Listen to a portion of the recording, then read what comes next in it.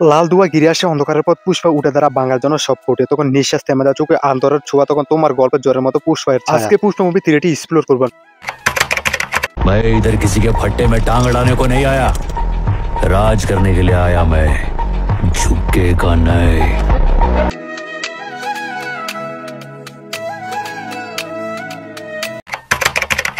পটভূমিতে বনের হালকা হাওয়া, ঝিঝি পোকার শব্দ, জোরে বর্জ্যপাত। এই বন একদিন ছিল তার রাজত্ব, কাঠুর গন্ধ, গ্রামের গ্রানে আর প্রতিশোধের আগুনে জ্বলতো এক নাম ছিল পুষ্পা রাজা। তখন সবাই ভাবছিল পুষ্পা মরে গেছে, কিন্তু রাজা কখনো মরে। একদল পাচারকারী বনে কাঠ তুলছে, হঠাৎ গুলির শব্দ, তারা থেমে যায়। তখন পাচারকারীকে বলে, কেরা এই গুলি চালা বনে? তখন নীরবতা। পাচারকারী বলে, কেউ নাই ভাই, কিন্তু হঠাৎ বাসাটা ভরে গিয়েছে, কেউ জানি। তখন হঠাৎ করে কণ্ঠ বেশে গভীর আত্মবিশ্বাসে, পুষ্পা পুষ্পা পুষ্পা। নাম শুনলেই কাঁপে সবাই, আরে ভাই ফুল আগুন হুম হে। তখন সব পাচারকারী ভয় দূর দেয়। তখন পুষ্পা গাছে নিচে সিগারেট ধরিয়ে বলে, পুষ্পা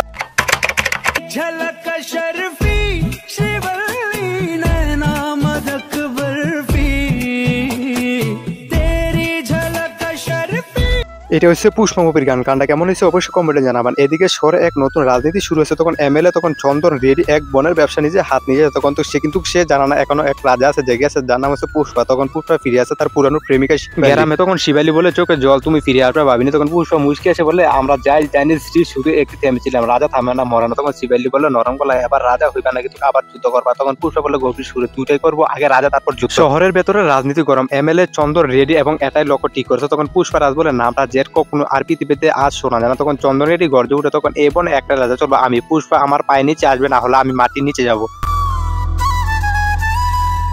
चल दिहाड़ी का हिसाब कर दो, ये ले। अपने हक का इतना ही है, समझा? ये बचा हुआ मालिक को देगा।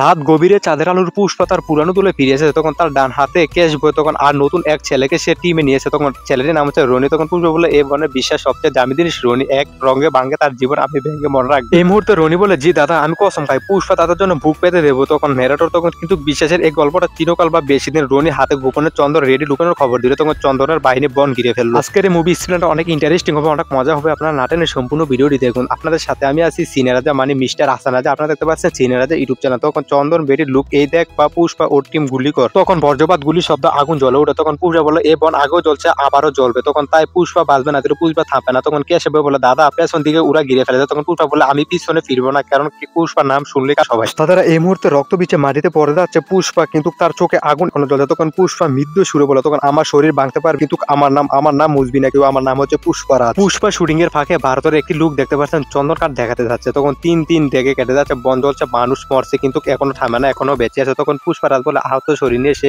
আস্ত নিয়ে পাহাড়ে গুয়া এক ক্ষুধার্ত তো জেগে তার আগুনের ধীরে ধীরে বৃষ্টির শব্দ মিলিয়ে যায়, আগুনের শব্দ বেশি আছে। তখন পুষ্পা বলে, আমি বেঁচে আছি মানে যুদ্ধ শেষ হয় না। তখন রক্ত দিয়ে যার বন কিনতেছে তারা জানে না এই বন আমার মা। তখন আর বুকে আগুন জ্বালায়, তার চুপ থাকে না। ये देखो, ये लाल चंदन का पेड़ है।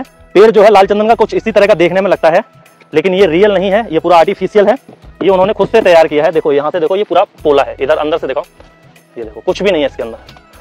পুষ্পা নিজের পুরানো দল খুঁজ বের করতে শুরু করলো। তখন কেউ লুকিয়ে নদীর ধারে, কেউ ধরা পড়ে গেছে, কিন্তু রেডিও লুকদের হাতে কিন্তু এক সবাই ফিরে আসে তার কাছে। তখন কেশব দেব বলে, দাদা সবাই ভয় পায়, কত এখন রেডি নাম শুনে, তখন তুমি আবার যুদ্ধ শুরু করো, কেউ বাঁচাবে না। তখন পুষ্পা গভীর কণ্ঠে বলে, ভয় কাকে বলে জানিস কে? সব ভয় মানে যখন তার খাদে বা বাইর লাশ হয়ে যায়, তখন বনের পর জলে যায়, কিন্তু এখন আমাকে ভয় পা রাজা বানা। এরপর পুষ্পার প্রেমিকা শ্রীবালি বলে, তুমি প্রতিশোধ নিতে যাচ্ছ, কিন্তু এই পথ শুধু রক্ত আছে। তখন পুষ্পা বলে, ভালোবাসা হারা মানুষ হারা। তখন পুষ্পা বলে, তখন আমি তো আগে হারিয়েছি শ্রীবালি, তখন এখন শুধু তোমাকে। ওস্তাদারা এই মুহূর্তে পুষ্পা নতুন একটা পরিকল্পনা করলো। তখন সে শুধু কাঠ পাচার করবে না, সে নিজের বনের সাম্রাজ্য গড়ে তুলবে। তখন একটি সিস্টেম যেখানে পুষ্পা হবে রাজা, সবাই তার নামে চলবে। তখন পুষ্পা বলে, আজ থেকে এই বনের রাজা হচ্ছে সিনেরাজা, যে ঢুকবে পুষ্পার অনুমতি ছাড়া এক নিতে পারবে না। তখন দলে সবাই বলে, জি পুষ্পারাজ, জি সিনেরাজা। তখন এক গল্প আরেক গল্প অনুপ্রেরণামূলক বিট শুরু হয়, এবং এই পুষ্পারাজ শৈশবে ফিরে যায়। এইভাবে পুষ্পের রাজত্ব জন্ম হলো, এবং আবার কিন্তু অন্যদিকে চলে পারে, আর সেদিকে খোলা নিয়ম বদলাবে। তখন চন্দ্রেরই বলে, যদি পুষ্পা আগুন আমি ওপর জ্বর, তখন সামনে হবো আগুন আর টিকবে না।